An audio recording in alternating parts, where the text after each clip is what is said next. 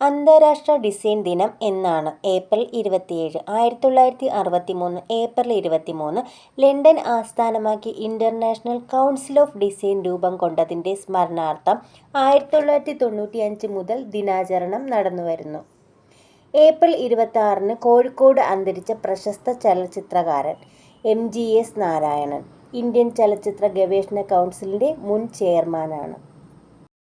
രാജ്യത്തെ ആദ്യ polar and ocean museum എവിടെയാണ്? ഗോവ. വാസ്കോയിലെ national centre for polar and ocean research അങ്കണത്തിലാണ് മ്യൂസിയം ഒരുക്കിയിരിക്കുന്നത്. ആഗോള മാധ്യമ സ്വാതന്ത്ര്യ സൂചികയിൽ ഇന്ത്യയുടെ സ്ഥാനം 151. ഒന്നാം സ്ഥാനം നോർവേക്കാണ്. എസ്തോണിയ, നെതർലാൻഡ് എന്നിവയാണ് 2ഉം 3ഉം സ്ഥാനങ്ങളിൽ നിൽക്കുന്നത്. കാനഡയിൽ തുടർച്ചയായി എത്രാം തവണയാണ് ലിബറൽ പാർട്ടി അധികാരത്തിലെത്തിയത്? 4. ഏഷ്യയിൽ നടന്ന ഏത് യുദ്ധം അവസാനിച്ചതിന്റെ 50ാം വാർഷികമായിരുന്നു 2025 ഏപ്രിൽ 30? വിയറ്റ്നാം യുദ്ധം.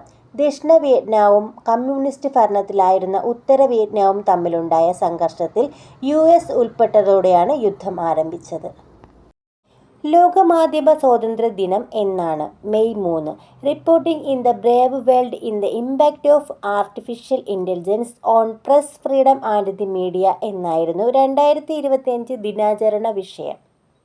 2025 മെയ് 4 അന്തരിച്ച സാക്ഷരതാ സാമൂഹ്യക്ഷേമ പ്രവർത്തക KV റാബിയ. ടെസ്റ്റ് ക്രിക്കറ്റിൽ നിന്നും വിരമിച്ച ഇന്ത്യൻ ക്രിക്കറ്റ് ടീമിന്റെ മുൻ നായകൻ വിരാട് കോഹ്ലി.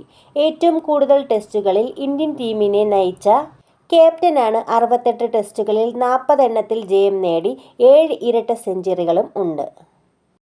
അന്താരാഷ്ട്ര ബഹിരാകാശ നിലയത്തിൽ എത്ര ദിവസം താമസിച്ചതിനു ശേഷമാണ് ശുഭാംശു ശുക്ല ഭൂമിയിൽ മടങ്ങിയെത്തിയത്?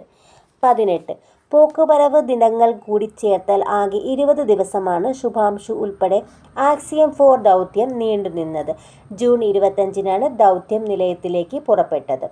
2025 ജൂണിൽ തമിഴ്നാട്ടിൽ നിന്നും രാജ്യസഭയിലേക്ക് തിരഞ്ഞെടുക്കപ്പെട്ട ചലച്ചിത്ര നടൻ കമൽഹാസൻ. മക്കൾ നീതി മയ്യം എന്ന രാഷ്ട്രീയ കക്ഷിയുടെ നേതാവ് കൂടിയായ കമൽ DMK പിന്തുണയോടുകൂടിയാണ് തിരഞ്ഞെടുക്കപ്പെട്ടത്. ലോക സാമ്പത്തിക ഫോറത്തിന്റെ ഏറ്റവും പുതിയ ആഗോള ജെൻഡർ സൂചികയിൽ ഇന്ത്യയുടെ സ്ഥാനം 131. 148 രാജ്യങ്ങളിൽ 64.4% സ്കോറോടുകൂടിയാണ് ഇന്ത്യയുടെ 31ാമത് സ്ഥാനം എത്തിയത്. ലോക രക്തദാനം ദിനം എന്നാണ്? June 14. Give blood, give hope, together we save lives എന്നായിരുന്നു 2025 ദിനാചരണ വിഷയം. ഏത് ഇന്ത്യൻ ഭരണഘടനാ സ്ഥാപനമാണ് തങ്ങളുടെ പഴയ ലോക പുനഃസ്ഥാപിച്ചത്? സുപ്രീം കോടതി. മുൻ ചീഫ് ജസ്റ്റിസ് DY ചന്ദ്രചൂഡന്റെ കാലത്താണ് പുതിയ ലോക അവതരിപ്പിച്ചത്. മലയാളം സർവകലാശാല വൈസ് ചാൻസലറായി നിയമിതനായ വ്യക്തി ഡോ. CR പ്രസാദ്. സാഹിത്യ നിരൂപകനും എഴുത്തുകാരനുമായ കൃഷ്ണൻകുട്ടി മാരാരുടെ എത്രാമത്തെ ജന്മവാർഷിക ദിനമായിരുന്നു 2025 ജൂൺ 14? 125. 1900 ജൂൺ 14 മലപ്പുറം തിരൂർ തൃപ്പങ്ങോട് ജനിച്ചു. മഹാകവി വള്ളത്തോളിന്റെ സെക്രട്ടറിയായി പ്രവർത്തിച്ചിരുന്നു. 1938 മാതൃഭൂമിയിൽ പ്രൂഫ് റീഡറായി.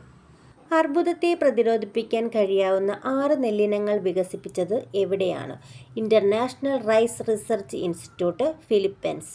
2025 ലോക ടെസ്റ്റ് ക്രിക്കറ്റ് ചാമ്പ്യൻഷിപ്പ് സ്വന്തമാക്കിയ ടീം ദക്ഷിണാഫ്രിക്ക. ലണ്ടനിൽ നടന്ന ഫൈനലിൽ മുൻ ജേതാക്കളായ ഓസ്ട്രേലിയയെ തോൽപ്പിച്ചിട്ടാണ്.